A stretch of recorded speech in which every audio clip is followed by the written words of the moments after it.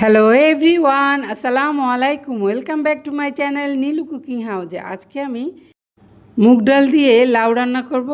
চলুন দেখে আসি কিভাবে রান্নাটি করলাম। প্রথমে এই লাউটির অর্ধেকটা লাউ আমি ছিলে টুকরো করে কেটে নিব। একটি পাত্রের মধ্যে আমি আধা কাপ মুগ ডাল দিয়ে দিব। মুগ ডালটা আমি ধুয়ে ভালোভাবে পরিষ্কার করে নিব। মুগ ডাল ধুয়ে আমি পানি দিয়ে দিয়েছি। এখন ইন্ডাকশনটা অন করে দেব। আমি লবণ দিয়ে দেব 1.5 চা চামচ, আধা চামচ স্কিপ হয়ে গেছে। আর এই ফেনাগুলো আমরা ডাল থেকে তুলে নিব। যতবার ফেনা উঠবে আমরা ততবার ডাল থেকে ফেনাগুলো তুলে নিব। টুকরো করে কেটে রাখা লাউ এবং 2টি কাঁচামরিচ, পাকা কাঁচামরিচ নিয়েছি। আর এতটুকু নিলাম আমি বোম্বাই মরিচ। বোম্বাই মরিচটা দিয়েছি ঘ্রাণের জন্য। হাফ চামচের মতো আমি হলুদ গুঁড়ো দিয়ে দিলাম। ভালোভাবে মিশিয়ে দিব।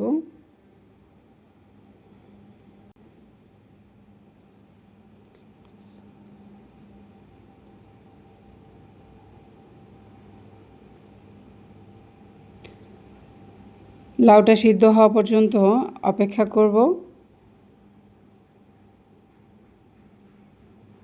এই যে ফেনাগুলো যখনই দেখবে সবগুলো ফেনা তুলে নেবে।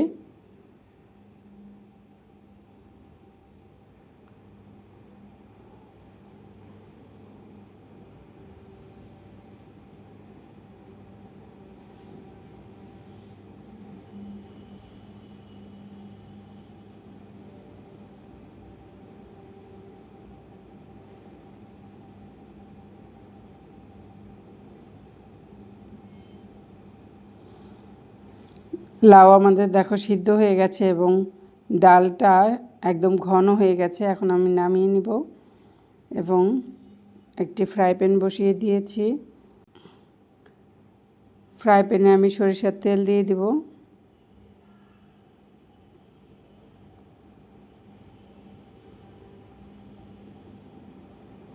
আমি অর্ধেকটা রসুন কুচি করে নিয়েছি এবং 2টি পেঁয়াজ কুচি করে নিয়েছি। সরিষার তেলে ভেজে নিব। তোমরা চাইলে সয়াবিন তেলেও ভেজে নিতে পারো। আমি হালকা বাদামি কালার রং আসা পর্যন্ত পেঁয়াজ রসুনটা ভেজে নিব।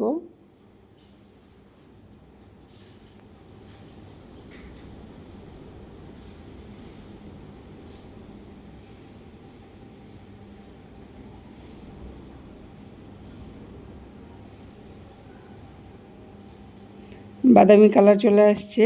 আমি এখন এটা ডালের জন্য নামিয়ে নিব। চুলায় ডালটা আবার দিব।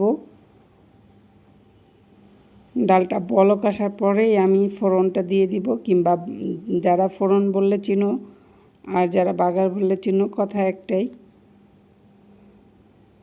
বাগারটা আমি দিয়ে দিলাম।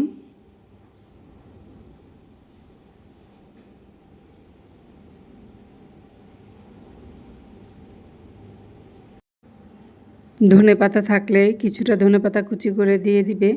এতে তরকারির স্বাদটা আরও বেড়ে যাবে। আমার ডালটা হয়ে গেছে লাউ দিয়ে রান্না করা। আমি ইন্ডাকশনটি বন্ধ করে দেব এবং একটি সার্ভিং বাটিতে ঢেলে নিব।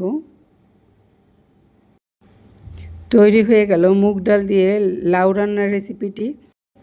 খুব সহজেই রান্নাটা করে নিতে পারো রেসিপিটা ফলো করে। যারা নতুন রাঁধুনি, রেসিপিটি ভালো লাগলে অবশ্যই লাইক দিবে এবং কমেন্ট করবে। বন্ধুদের কাছে বেশি বেশি করে শেয়ার করে দিবে, এতে করে পৌঁছে যাবে অনেকের কাছে। সাবস্ক্রাইব করতে ভুলো না চ্যানেলটিকে। তোমরা সবাই ভালো থাকো, সুস্থ থাকো। আল্লাহ হাফেজ।